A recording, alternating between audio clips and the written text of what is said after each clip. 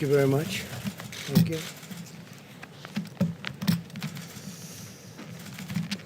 Today, my administration reached a historic agreement with Pfizer to produce and deliver 100 million doses of their vaccine immediately following its approval. Hopefully, the approval process will go very quickly, and we think we have a winner there. We also think we have other companies right behind that are doing very well in the vaccines, long ahead of schedule. As part of Operation Warp Speed, this agreement will also ensure that we receive an additional 500 million doses shortly thereafter. This is another crucial step in our effort to develop, manufacture, and distribute a vaccine in record-breaking time, really a very small fraction of the time based on previous schedules. I want to thank the FDA. I want to thank everybody involved. It's been an incredible process. As discussed yesterday, the China virus poses the greatest threat to our senior citizens, as we all know.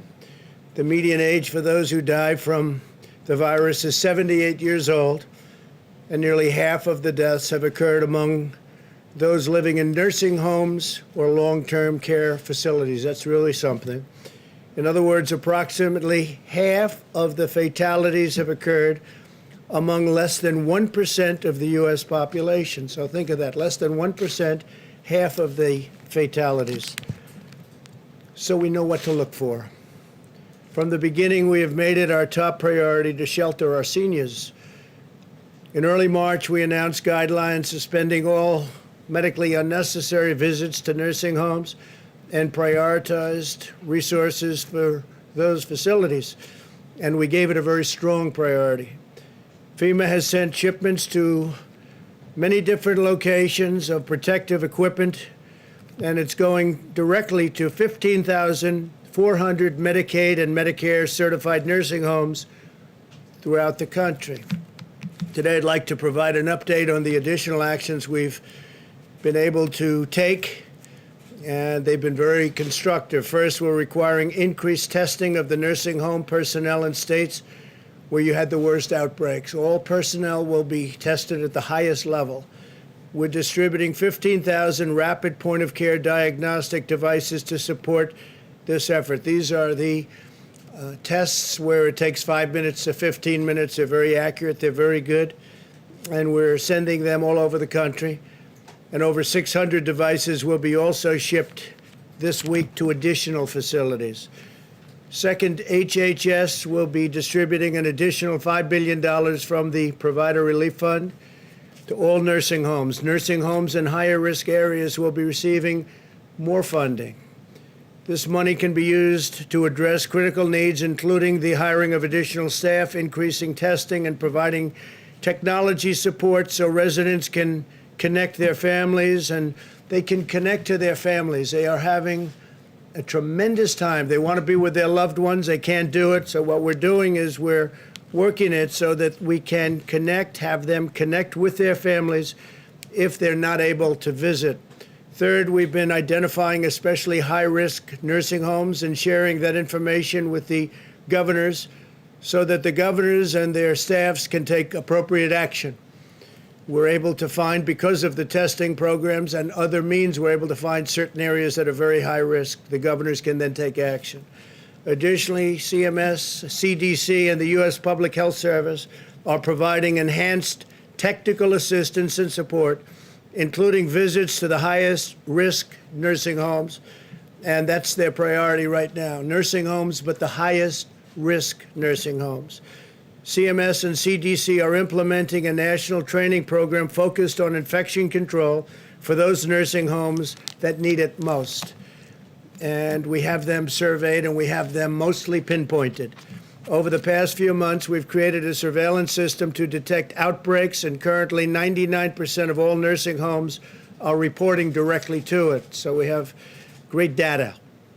When a nursing home has 3 or more cases, we alert the state and make sure that it responds very quickly. We check on it, make sure they respond very quickly. I want to send a message of support and hope to every senior citizen who has been dealing with the struggle of isolation in what should be the golden years of your life. We will get to the other end of that tunnel very quickly, we hope. The light is starting to shine. We will get there very quickly, but we send our love. We send a message of love. Very important. We're with you all the way. As far as the outbreak in the Sun Belt, I said yesterday we continue to vigorously combat the rise of cases in the South and Southwest and the West. We're closely monitoring and aggressively acting to control the infection in Texas, Arizona, California, Florida. Arizona is starting to come down. Done a very good job. They're all doing a good job. They're very talented people. There are likely a number of causes for the spike in infections. Cases started to rise among young Americans shortly after demonstrations, which you know very well about, which presumably triggered a broader relaxation of mitigation efforts nationwide, and a substantial increase in travel also was a cause. Increased gathering on holidays such as Memorial Day, as well as young people closely congregating at bars and probably other places, maybe beaches, 4 or 5 different listed places. We have 12 that are listed on the guide, likely also contributed. We're also sharing a 2,000-mile border with Mexico, as we know very well, and cases are surging in Mexico, unfortunately. It's with the president, and it's a big problem for Mexico, but cases are surging very sharply and all across the rest of the Western Hemisphere. 257 miles of newly constructed wall along the southern border has had a great positive impact on people coming in, and we have record low numbers of people coming in illegally. That's helped greatly. It was really meant for a different purpose, but it worked out very well for what we're doing right now and for the pandemic. Nationwide, beyond the outbreak in several states, cases remain low and very stable. 19 states have positive test rates of less than 5%. 8 states have positive test rates of less than 2%. Our nationwide positive test rate is beginning to decline and is currently at 8.8%, compared to over 16% at its peak in April. It's coming down. It's coming down fairly rapidly. Today, we surpassed, first time, we surpassed 50 million tests. That's far more than any country in the world. India is second, we believe. We think 1.4 billion people. That's about 12 million tests. We have 50 million tests. We're working with every state to ensure the supply of remdesivir for early case intervention and steroid treatment and various other treatments for those that are seriously ill. We're working very closely with hospitals, doctors, nursing homes, everybody. The remdesivir has proven to be terrific. Our case fatality rate continues to decline, and we want to push this rate even lower. The therapeutic research continues daily on new and very promising treatments, including antibody treatments and the use of blood thinners and steroids. A lot of different things are happening, and a lot of things are coming out that we wouldn't have known a number of months ago. We're doing tremendously well on therapeutic research and tremendously well on the vaccines. And frankly, therapeutically, or maybe a word even beyond that word, is cure, would be the best of all, and we'll see what happens. But that would be great if we could go into the hospital and just cure people. And we're at a position where we're actually able to a certain extent, with what we have right now, and we think that in a very short period of time we'll be able to do that. Our strategy is to shelter the highest risk Americans while allowing younger and healthier citizens to return to work or school while being careful and very vigilant. Wear a mask, socially distance, and repeatedly wash your hands. Practice very, very good sanitary means. You have to do this. You have to you have to look at it differently. Wash your hands often. I'm finding more and more people are saying wash your hands. So wash your hands. We want young Americans to avoid packed bars and other crowded indoor gatherings, and we're all in this together. And as Americans, we're going to get this complete. We're going to do it properly. We've been doing it properly. Sections of the country come up that we didn't anticipate, for instance, Florida, Texas, etc. But we're working with very talented people, very brilliant people, and it's all going to work out, and it is working out. So with that, I'll take a few questions, please. Yeah, please. Mr. President, I just want to ask you a question about the surge of federal agents to various cities. Yeah. The mayor of Chicago just said moments ago that you're doing this to divert attention from your failures on coronavirus. You are only targeting cities. We haven't had that failure. You are only targeting cities, though, run by Democrats. Is this just a political stunt? Yeah, the cities, unfortunately, that are in trouble are all run by Democrats. You have radical left Democrats running cities like Chicago and so many others that we just had a news conference. And unfortunately, that's the way it is. I mean, that's the facts. When you look at Chicago and you look at the job, Mayor Lightfoot sent me a letter yesterday, and I think in their own way they want us to go in. There'll be a time when they're going to want us to go in full blast, but right now we're sending extra people to help. We're arresting a lot of people that have been very bad. As far as the coronavirus, as you say, I think we've done some amazing things, and I think you'll probably see that if you compare our statistics to other countries, and if you look at death rates, et cetera, you're going to see, and especially into the future with what's happening, you're going to see some very, very impressive numbers for the United States. John, please. Just a follow-up on that. Go ahead, John. Mr. President, do you plan to do a national strategy to help schools reopen and reopen safely? And regarding the children in your family, your son, your grandchildren, are you comfortable? Do you plan to have them back in person in school? Yeah, this well, fall? I am comfortable with that. And we do have a national strategy, but as you know, ultimately it's up to the governors of the states. I think most governors, many governors, want the schools to open. I would like to see the schools open, especially when you see statistics like this. We have great statistics and on young people and on safety. So we would like to see schools open. We want to see the economy open. We just had a report, literally as I walked in, that we set an all-time record on housing price increases, up, I think they said 21%, which is a record that's never happened before. That's a great sign. We have an economy that's going to be booming. It's going to be, a lot of jobs are being produced. The job numbers will be coming out shortly, meaning over the next week or so, and I think it'll be a continuation of the last 2 months. The last 2 months have been incredible. So I think we're going to have a great economy. You're going to have a fantastic next year. I think you're going to have a very good third quarter, actually, when the third quarter numbers come out. Interestingly, they'll be announced just before the election. They'll be announced around November 1st. So, yeah, I would like to see the schools open 100%, and we'll do it safely, we'll do it carefully. But when you look at the statistics I just read having to do with children and safety, they're very impressive. They have very strong immune systems. But you would understand that the children who go to school, then go back to home, they're with, some live with their grandparents, Sure. that there's a real risk. Would you understand if some Well, they schools... do say that they don't transmit very easily, and a lot of people are saying they don't transmit, and we're looking at that. We're studying, John, very hard, that particular subject, that they don't bring it home with them. Now, they don't catch it easily, they don't bring it home easily, and if they do catch it, they get better fast. We're looking at that fact. That is a factor, and we're looking at that very strongly. We'll be reporting about that over the next week. Please. Mr. President, at least 3 governors today came out with new orders on mask requirements. Yeah. Is that something you wish all the governors would do? Well, a lot of the governors, they have different requirements. Some of the governors are very strong on masks, others aren't. I think it's really going to ultimately be up to them. We've given them the facts. We've given them everything we know. They have their own facts.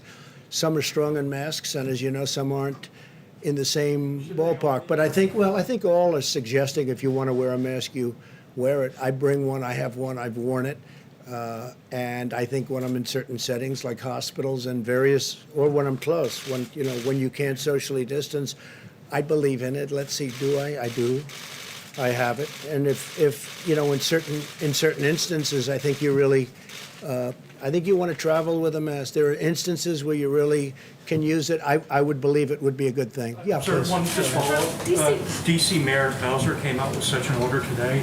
It, of course, doesn't apply to federal properties, but would you encourage federal properties, and including the White House complex, to follow the order?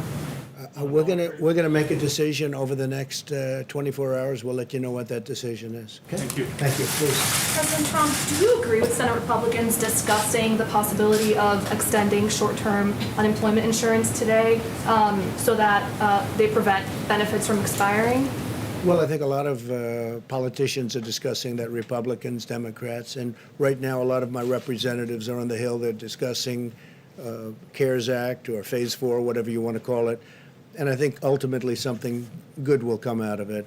The economy is starting to really come back strongly when you look at the numbers, even with the fact that, like, California is still closed up in many big states. I think the numbers are even more impressive considering that some states, like California, big ones, are pretty well shut down.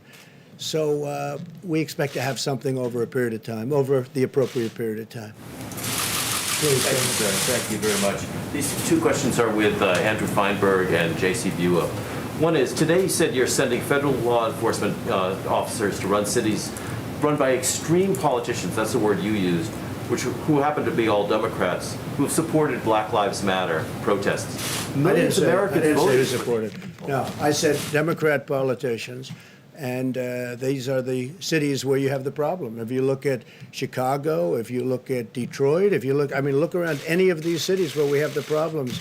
And we're sending them help, but we're really waiting for them to call for the big help, for the big numbers, for the large numbers of people that we have ready, willing, and able.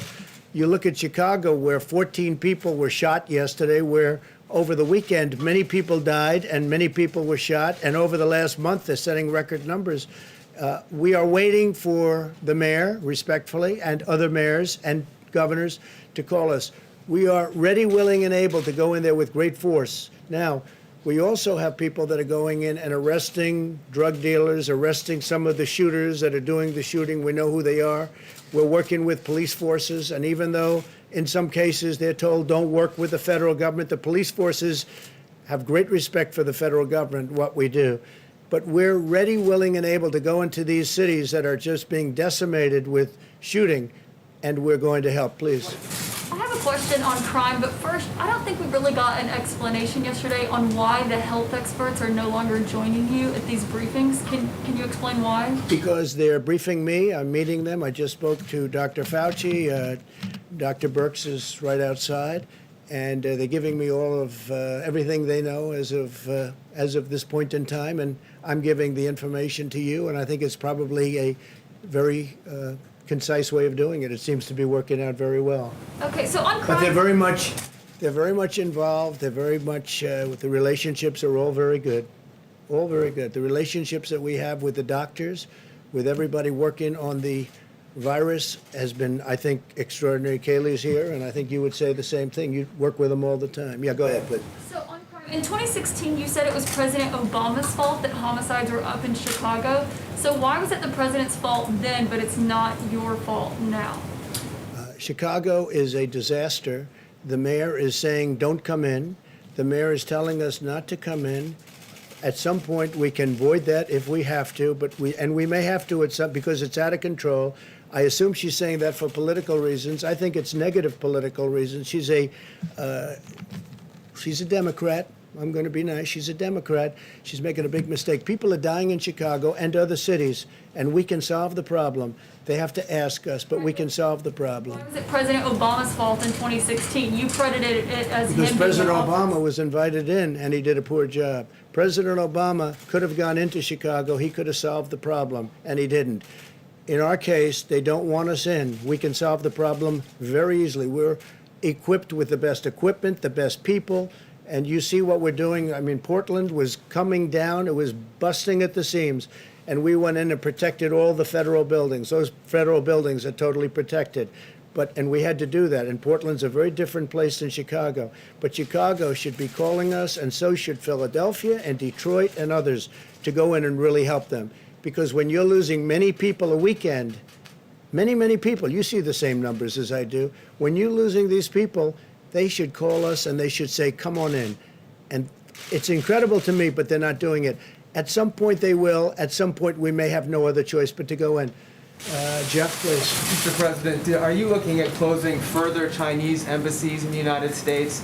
And did you ask Ambassador Woody Johnson to bring the British Open to your Turnberry property in Scotland? No, I never spoke to Woody Johnson about that, about Turnberry. Turnberry is a highly respected course, as you know, one of the best in the world. And I read a story about it today, and I never spoke to Woody Johnson about doing that. No. As far as closing additional embassies, it's always possible. You see what's going on. We thought there was a fire in the one that we did close, and everybody said there's a fire, and I guess they were burning documents or burning papers, and I wonder what that's all about. Okay, how about one or two more, please? Yes, thank you. Would you like to respond to Joe Biden, who today described you might have heard that, as the first racist to be elected president? That was his words. Well, you know, it's interesting because we did criminal justice reform. We passed criminal justice reform, something that Obama and Biden were unable to do. We did opportunity cities. We did the greatest, if you look at what we've done with opportunity zones, nobody's ever even thought of a plan like that. Prior to the China plague coming into our country and really doing terrible things all over the world, doing terrible things, we had the best African American, Hispanic American, Asian American, almost every group was the best for unemployment. The unemployment numbers were the best. You look at employment, you look at opportunity zones, and maybe most importantly, you look at criminal justice reform, you look at prison reform. I've done things that nobody else, and I've said this, and I say it openly, and not a lot of people dispute it. I've done more for Black Americans than anybody, with the possible exception of Abraham Lincoln. Nobody has even been close. Thank you very much, everybody. Thank you. On delaying Maxwell, Mr. President, do you want to clarify what you said?